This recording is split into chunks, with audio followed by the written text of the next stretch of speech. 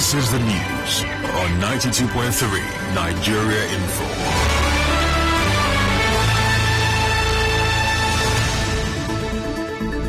On the news this afternoon, Governor Wike to inaugurate Rivers State Tax Appeals Commission tomorrow.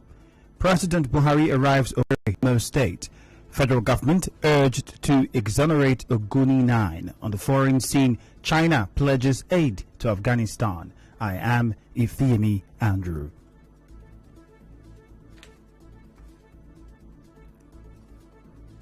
Governor Nyesom Wike says he will inaugurate the Rivers State Tax Appeals Commission on Friday. The Tax Appeals Commission is a body that is completely independent of revenue. Members of the commission who are called appeal commissioners try to settle disputes between revenue and taxpayers. Governor Wike said the commission will be headed by retired Justice Bennett Eke Ubari. We are going to inaugurate the Tax Appeal Commission by Friday. We say the judge of the state to let you know that we're planning there. And let me tell you, all these bullying FRS, they should mind the state they are bullying. Correspondent Emeka Otuka reports that other members of the commission are Edwin Krokobo, Owonda Ihekwaba, Noble, Gift Sovins. President Muhammadu Buhari is now in Owerri, the Imo State capital, for the commissioning of some projects. Speaking at the commissioning event, President Buhari commended the state governor Hope Uzodinma for his infrastructural strides in the state. Infrastructure is what will enable the people to mind their own businesses. If there are no roads, if there is no security, what can people do? Absolutely nothing. I am very pleased that by some fabulous coincidence, my idea and that of your governor coincided. I am very pleased with what I have seen, and I assure you that at the center, I will try to encourage Imo State within the Constitution of the Federal Republic of Nigeria. Meanwhile, Prescribed Group IPOB has asked Imo residents to observe a sit-at-home order during the visit of President Buhari. In a statement, IPOB said the president is not welcomed in the state or any other state in the southeast. They urged everyone to stay away from any event meant to honor the president. The Commissioner for Works in Imo State, Nwafọ Nwosu, says the visit of the president to the state is part of his constitutional duty and there is no special reason for his visit. In an interview with our correspondent, he said the president will be having a meeting with elders and political leaders in the state, as well as commissioning of some projects. Imo State is part of where he rules. So coming to Imo State is not a big deal. It's what he's supposed to do as a president. So I don't think there's any issue of reason for president to visit Imo State. He's visiting his constituency, and we're happy about that. We're coming to talk to leaders of thought from the southeast and Imo State in particular. And while he's there, he will visit some of the projects we've done in Imo State. We are discussing issues concerning Nigeria, not security. If security problem is in Imo, we'll discuss security problem. I don't think we have security problem at the moment. We have political problems that we have solved. Speaking on the planned sit-at-home order by the Prescribed Group IPOB, Mr. Nwosu had this to say.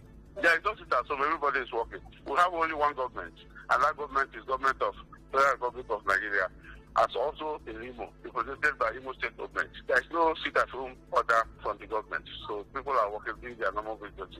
On his part, a former Commissioner for Information, Obinna Nishirim, said residents of Imo State are at liberty to decide whether or not to obey the sit-at-home order issued by IPOB. He, however, condemned any plan by IPOB or any other group to force residents to stay at home. It should be the democratic rights to want to express themselves, and it's also democratic rights of individuals to agree with them or not agree. And what I would like is any group forcing it, flooding it over others with force. Well, because there are people who are looking for to plebiscite or referendum so that they can act, which is democratic. They should also allow people to exercise their freedom to agree with them what is actually democracy. So.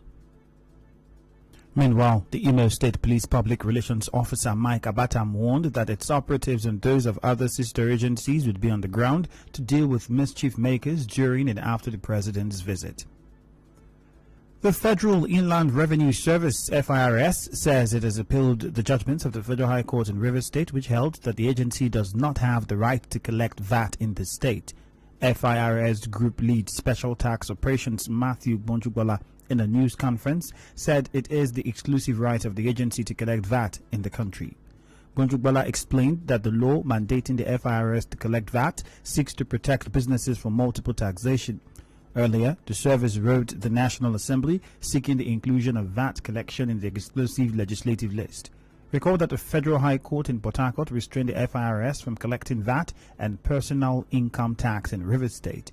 VAT is a consumption tax paid when goods are purchased and services are rendered. It is charged at a rate of 7.5%. Yesterday, Governor Nyesom Wike met with business owners in the state. At the meeting, the governor said the state government will not hesitate to sanction any organization that pays VAT to the FIRS. The chairman of RRS is here and the Commissioner of Finance, they are all here. From this September, we must collect all our VAT. If you like, play a kind of your pranks. You know, we're heading for the advice from our head office. You also listen to the office by the time I seal up the premises. The banks, all those pranks people are playing, better tell the big men, I will shut them down. So please tell the authorities to go and pay to our revenue board, which of course you have been told how to do it. If FRO are saying that, look, we have appealed in order, stopping Rivers from collecting the money. The president of Ijaw National Congress INC, Benjamin Okaba, has urged the presidency to prosecute any individual and companies indicted in the NDDC forensic audit report submitted 6 days ago. Professor Okaba told correspondent Shebi Ruwari that this is another integrity test for the President Muhammadu Buhari administration. We will not be happy if the names of and companies of everybody involved, irrespective of class, creed, and connection to the poor corridors of power, be made public. We also demand that wholesome treatment be given. We don't want it to be selective. There shouldn't be sacred cows. And those persons so involved in one form of corruption or the other, of maybe abandonment of project or cutting corner, should be prosecuted publicly. If Mr. President fails to prosecute the people, one reason or another, big question on the integrity status of Mr. President. I'm sure they will avoid it.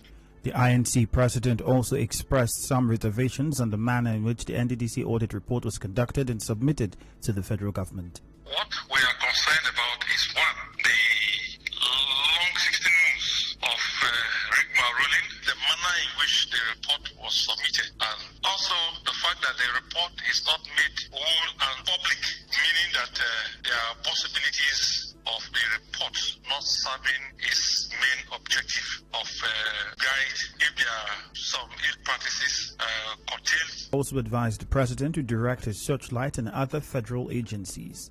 On the province, the federal government, that immediately the report is submitted, the NDDC board will put in place. We are so disappointed that in the first place that the audit report prevented setting up of the board, but now the report has been submitted. So what is keeping the board from being constituted? I want to belong to those class of people who believe that the forensic audit needs to be immediately audited. When made during the presentation, it shows that there's so much that we need to know. Yes, Mr. President should stamp his feet. Still ahead, federal government urged to exonerate Ogoni 9. Stay tuned.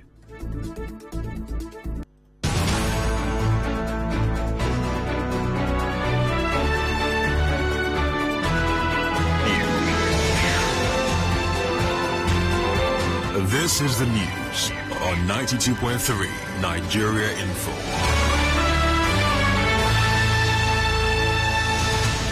An environmental activist, Celestine Akbobari, says the federal government should exonerate the Ogoni 9 and others killed for protesting against oil exploration before it contemplates the resumption of oil exploration in Ogoni land.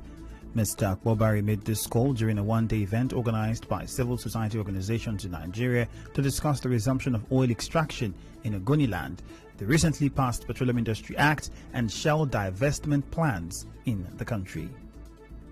No apology has been rendered for the destruction of their environment, the killing of their people, the loss of livelihoods, and destruction of their villages. To assume that extraction of oil can commence while these issues remain in the front corner is to be naive at best and cruel at worst. It is the demand of the Ogoni people that a first step towards demonstrating goodwill is to exonerate the Ogoni people who were sentenced to death and subsequently executed by the Kangaroo tribunal. That's the first thing that we wanted to do. He said until the federal government carries out the decommissioning of oil facilities in the area, no Ogoni person will allow resumption of oil exploration in the area. The recommendations of UNEP that government invited to assess our environment, one of the key recommendations there was that they should decommission, meaning that all the pipelines in the soil of Ogoni should be removed. And while we were waiting for that action to be taken, people don't sleep again. And for those who don't know, I can tell you that there are those who have vowed that over their dead body will there be resumption of Operation Ogoni. And I'm among those people because there were legitimate demands in the Ogoni Bill of Rights. In business, Nigeria Airspace Management Agency NAMA says it will continue to partner with relevant agencies in its search and rescue missions. Search and Rescue Mission Coordinator, Lagos State Joint Rescue Coordination Center, Iwalaye Olarewaju, gave the assurance during its aeronautical search and rescue stakeholders meeting in Port Harcourt. He said with this partnership, the agency will be able to effectively harness available resources during emergencies or air accidents. So the essence of this meeting is that when it comes to search and rescue, you cannot do it alone. It's a joint effort. So we have a lot of agencies that are responsible for safety and rescue when it comes to aeronautica, that is aircraft. So that's why we have to call people that are within or outside the airport that have the resources. We have what we call the internal resources and the external resources. We in NAMA, we have the personnel and some few resources, like we have our radar scope, we have our plotting, we have our charts, but these are not enough when it comes to partaking in search and rescue. That's why we have to extend to other agencies. On his part, National Emergency Management Agency NEMA South-South Zonal Coordinator Godwin Capiko called for periodic training and retraining of safety and emergency personnel. For us, NAMA is part of preparedness measure to get stakeholders in the aviation industry to, first of all, know their roles and responsibilities, that in the event of a crash, they will know what to do and respond on time for effective service delivery. No one single training can achieve it. So there is need for training and retraining. If a capacity is not enough, if there are gaps, it can be improved upon. In entertainment, legendary singer Two-Face Idibia has urged fans to respect his family's privacy, saying he will not sit back and watch everyone have a free-for-all battle in the name of love or solidarity. This was after his wife Annie Idibia accused him of infidelity. Despite the tongue wagging on social media over the matter, Baba took to his verified Instagram account to share a snippet of a music video searching. In sports, the Ministry of Youth and Sports Development announced that elections into sporting federations will hold September 30. A statement by the ministry said 6 federations that already have their constitutions ratified by international bodies will use same in conducting their elections, while the other federations will use the Sports Ministry's guidelines for the elections. And now, we'll bring you news from around the world. China has pledged $31 million worth of aid to Afghanistan, including food supplies and coronavirus vaccines. The aid comes as Beijing says it was ready to maintain communication with the Taliban government. It added that the establishment of the new interim government was a necessary step to restore order in Afghanistan. China has also been vocally critical about the U.S. withdrawal, saying its troops had wreaked havoc in Afghanistan.